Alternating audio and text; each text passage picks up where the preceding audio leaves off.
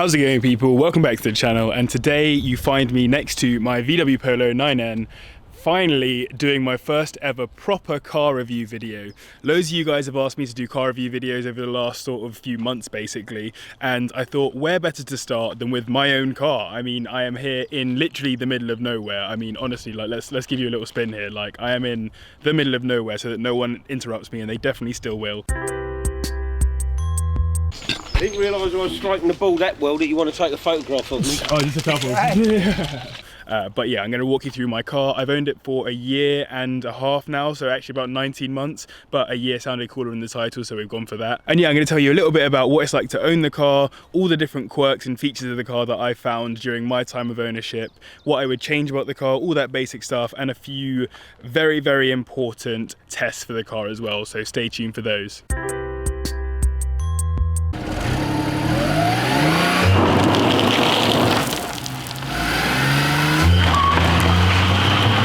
In other words, no, it can't, don't be silly, but it can just about break traction off the line if you give it some dirt and some power. This is literally my first ever car review, so I'm sorry if it goes a bit haywire. I'm going to do my absolute best, and hopefully, yeah, it's something that you guys enjoy. Anyway, topic of the week this week: if you had to have a car that was only 1.2 litres at a maximum in terms of engine capacity, what car would you have? I personally would go for the Brabus Roadster, a 0.9 litre engine, 101 brake horsepower, and I just think it looks so cool. But what would you have if you had to have something less than 1.2 litres, like this car right here? Anyway, remember to like, comment, subscribe, all that great stuff, and without further ado, let's get into the video.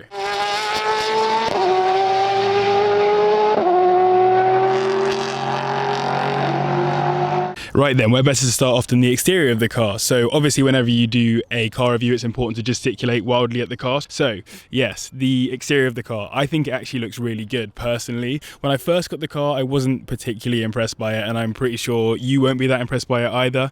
But as an overall, the 9N shape isn't that bad. It's quite well shaped, and obviously it's pretty much the same shape as the 9N3 minus the headlights, and that's an important point to note as well. So these headlights get a lot of stick. Let's do some gesticulation here. So these headlights here get a lot of stick. They generally get told that they're not very good looking, and I'm pretty sure that's bad for their self-esteem, but actually I quite like them. They have definitely grown on me. They're not beautiful or anything, and people say they look like Mercedes ones. They definitely don't look like Mercedes ones. Stop fooling yourself if you own a 9N. Just feel happy in the fact that you've got the only Polo seemingly with headlights that could at least slightly be somewhat reminiscent of a Mercedes. But as an overall, I'm kind of struggling to think about the exterior of the car. If I look around and I give you a little walk around, there's nothing particularly interesting about it. It's not overly special. It's not got wide wheel arches. It's not a particularly beautiful car, but it's a perfect simple platform. And so yes, that brings me on to the modifications that I put on the car and how it looks a little bit different. So obviously when the car came, it didn't have alloys, it didn't have blue wing mirrors, it didn't have a 9N3 GTI style honeycomb front grille. But all of those things have been fun for me to do, and also relatively cheap. I've done all of these things for kind of less than a few £100 basically. Yeah, I actually think it looks quite good, especially with the lowering, etc. Next up for me, I think, will be to turn these rubbing strips to blue as well. So that's one thing that I think is a little bit rubbish on these cars. You get these two-tone rubbing strips and bumpers, etc. I think all of those are going to need to go pretty soon. I'll spray those just like I did with my wing mirrors. Anyway, that's enough on the exterior. Let's answer one of the more important questions related to this car.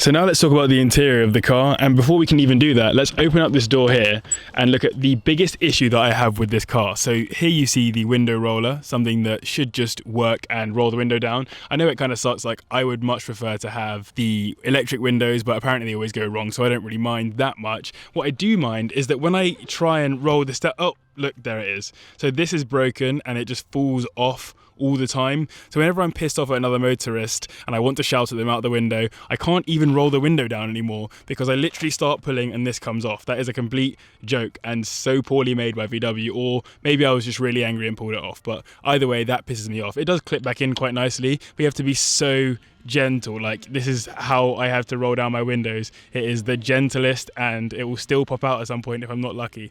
It's just, yeah, that really annoys me. But let's have a look around inside the car then. So obviously, if you've been watching the channel, you'll know that I swapped the seats for these GTI seats, which have been one of the best changes I could have ever made, not only in terms of driving the car quickly, but also just in terms of the comfort level. So in the other seats and the seats that already come in the car, my back used to hurt after a really long journey. In these ones, they just seem to be that little bit more comfortable, a little bit more premium, and my back basically feels okay on a trip between sort of London and Bath and that kind of journey. So another key difference to the car that I made in my time of owning as well are these. So all of the dashboard areas are covered in carbon fiber. Again, I did that in another video as well, so you can go and have a look at how I did that. And my favorite bit is actually the wheel, which I think came out the best. I just think it looks pretty cool.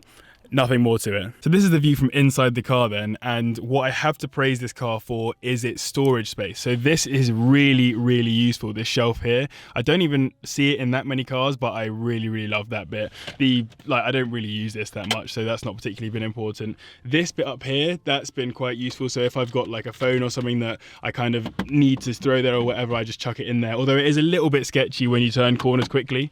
Instead, I prefer to use this little slot here underneath the radio, which is just far more secure. I personally got one of those little Halfords phone holders that goes in the vent, so obviously it just pops out the vents like that. Down here you've got more storage space, so I tend to just throw my wallet down in here, and then obviously in this you've got a little bit more storage should you need it. I tend to just have sort of spare change down there and whatever, sometimes bolts from when I'm working on stuff. I changed this gear boot as well, so the gear knob I think I should have changed at the same time. I was just being cheap at the time, so this looks a little bit grubby and grimy after 90,000 miles of driving now. But I quite like the gear boot being leather and just slightly nicer. So that's not something that comes with the car, that's something that I did myself, and definitely worth it because the other one gets so grim and kind of peels off. I'll try and put some footage in to show you. So just like over there, you've got another storage space over here that I tend to just put tickets in for when I'm in parking lots and that kind of stuff. It's quite helpful for getting out of parking lots basically. You've got a couple of cup holders there, some spaces there that I usually chuck change in, and then right here you've got what used to be, I believe, a cup holder as well that kind of folds out and looks quite cool, but my one broke before I even had the car,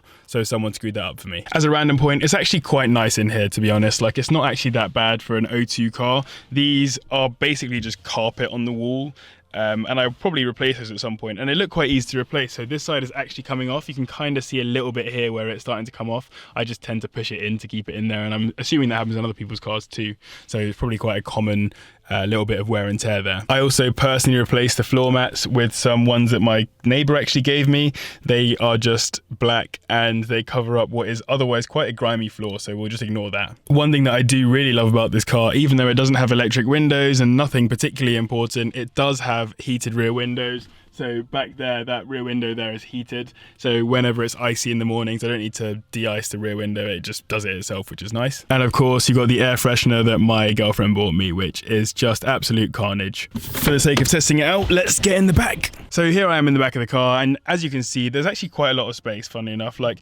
yes, I'm 6 foot, so my front seat is really far back, and so I'm not hugely spaced here with my feet. However, as an overall, it's not too bad at all. Whilst we're talking about the back though, one thing that does annoy me is the fact that the front seats don't match the rear seats, and that's my own fault for getting the GTI seats, but I'm gonna have to change that at some point. So while we're in the business of talking about space, let's open up the boot. And as you can see, even though I slammed this car for having a poor amount of boot space in a previous video, it's actually not that bad.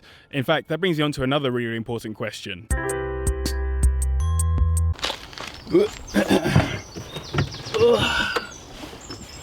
Ooh, I've actually got stuff in the boot still.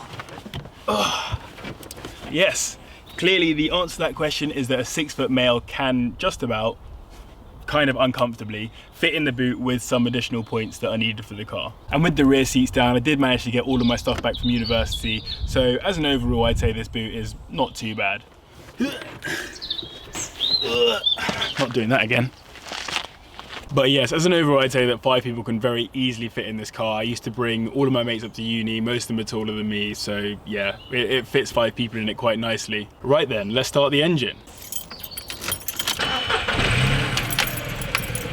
Right then, so here you can see the engine of the car. That is very clearly an engine, and what it does is about 54 brake horsepower. Apparently it does 0 to 60 in around 17 seconds is what I've heard and what it says on Parker's or Auto Trader, etc. And in terms of reliability, the car really hasn't been too bad. It's had one coil pack go and it's had an exhaust pipe pretty much rust off the car. That's literally it.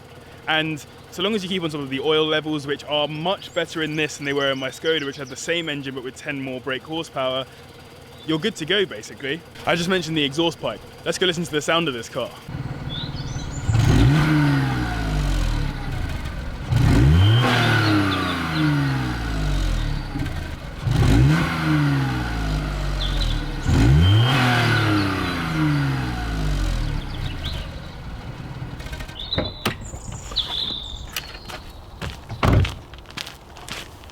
Did you hear that thing purr? Let's talk practicality. Apparently it does 47 miles per gallon. I don't know if that's really the case. What I know is how much money I spend on petrol. Let's say filling a tank costs around about £40 at the moment, maybe 45 depending on how bad petrol prices are. And that gets me around for about 2 weeks, maybe a week and a half. So do with that what you will. On top of that, I pay about £12 a month in road tax and about £600 a year for insurance, which is actually quite high for a 1.2 litre at 23 years old. But I just need to get that changed. It's probably because the car's so old, but who knows, I'll get that changed for next year. That's really rubbish actually. Anyway, I think we should take the car for a little drive, and before we do that, let's answer another very important question.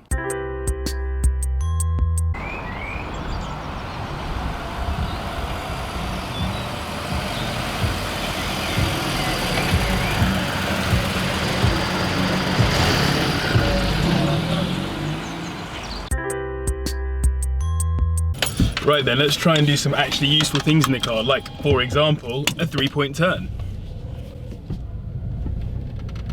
Obviously, this is a very, very tight little bit of road to be doing a 3-point turn on, but I know it's achievable. It's not gonna be a 3-point turn, this is gonna be like a 40-point turn.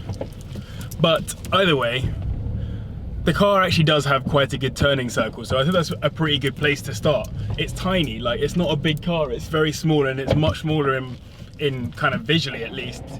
Oh, hello, getting gear. It's much smaller than the current Polos, and that was not a bad 3-point turn at all in my opinion. Another very acceptable feature about the car is actually the acceleration. I know it says that the 0 to 60 is 17 seconds or whatever, but I actually think that this is not too bad for a 1.2. Be ready for this, I'm going to do a proper little launch here.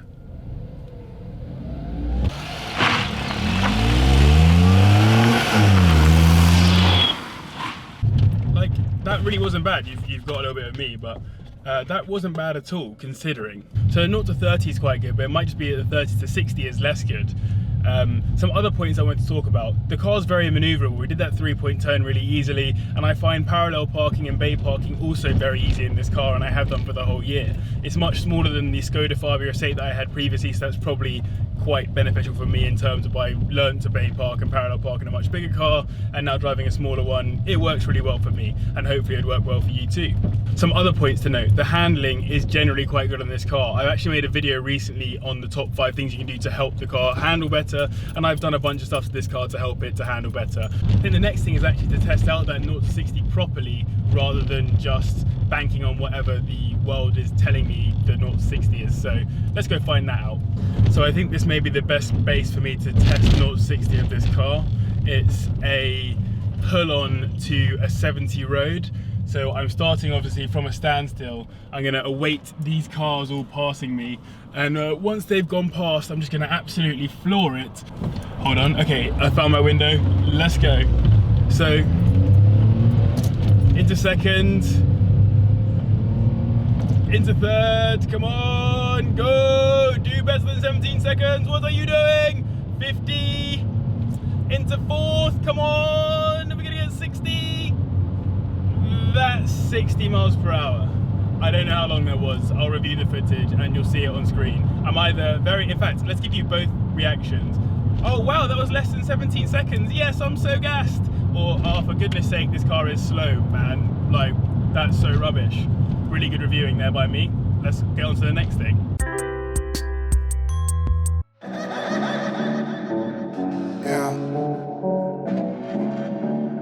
Mantra in the building, man. You know we worldwide. You never stop popping us in our holders back, nigga. We going for the motherfucking top, nigga. Talk that shit, talk that shit, talk that shit. Okay, so as I drive back home, I think it's about time I reflect on the car. So obviously, I really like this car. It's helped me on YouTube to grow to 18,000 subscribers. A bunch of you obviously really enjoy the Pointless Polo project, as do I. And as an overall, it's a perfect daily. It gets me from A to B super easily. I go to and from the station with it in the mornings, and I find it very useful. It handles well, it drives well. Everything about it is generally quite good. Is it a special car? Absolutely not. Do people turn their heads when they look at it? Probably just thinking I'm a waste man with weird alloys and a strange obsession for 9Ns as a 23-year-old. But as an overall, no, the car is actually quite good. Like, it's not bad at all. The key benefits of this car, though, it's cheap to buy, cheap to run, cheap to insure. Basically everything about it is cheap. The maintenance, the fuel, all of that great stuff. And you wonder why I make videos on cheap cars. I just have a passion for my cheap 9N. Being realistic, you only really want one of these as your first car, or maybe your second car if your previous car dies in a tragic accident. But I think basically anyone can appreciate that these cars are actually quite decent and good value for money. Anyway, I hope you enjoyed my first ever car review video. I'm happy to do a better review of my Polo as and when I get better at car reviews, but for now, I just wanted to say thank you all very much for watching. Remember to like, comment, subscribe, all that great stuff, and just help me to get better at this car review nonsense. And as always, thank you very much for watching. I'll see you in the next one.